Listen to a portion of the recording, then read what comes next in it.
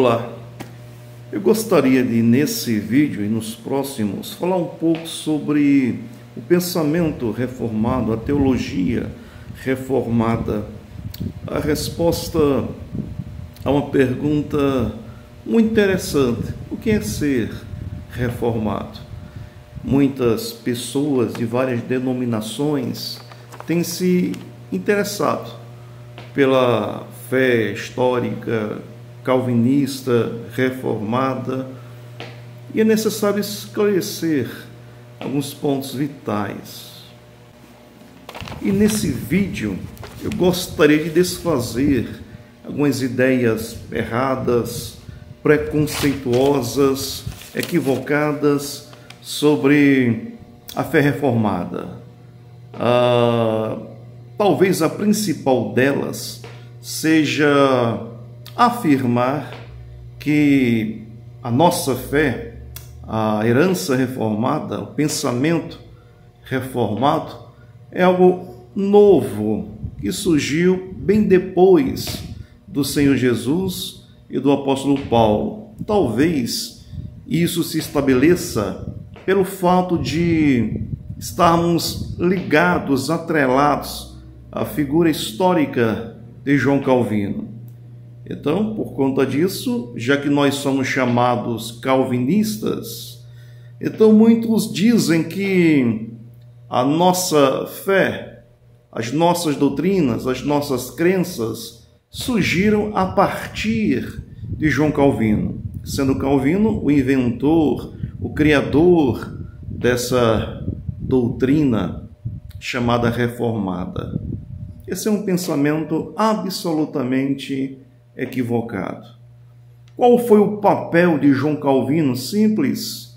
João Calvino apenas olhou no retrovisor da história e percebeu ensinamentos antigos e colocou esses ensinamentos em um papel, ou seja, ele sistematizou biblicamente e historicamente as doutrinas conhecidas como doutrinas da graça de Deus.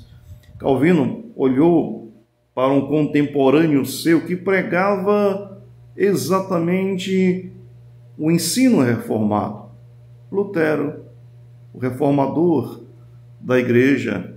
Lutero era, de fato, um homem comprometido com as Escrituras, e Lutero olhou para o pensamento de Agostinho de Hipona, que era chamado doutor da graça, que já no período pós-apostólico já pregava a mesma coisa em relação à soberania de Deus.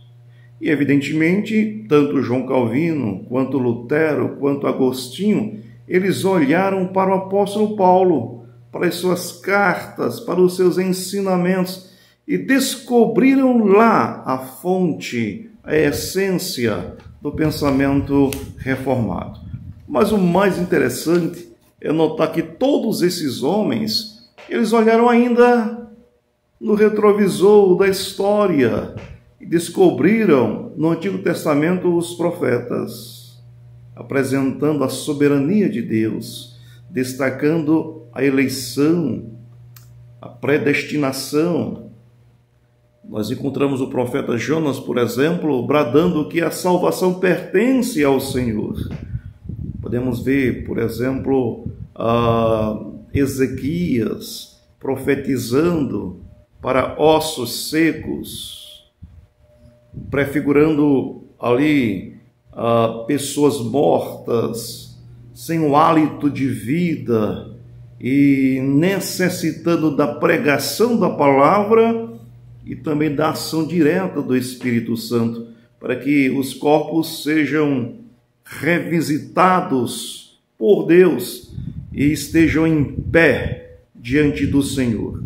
Então, nós não podemos afirmar que Calvino foi o autor das doutrinas da graça, da eleição, da predestinação, da soberania de Deus.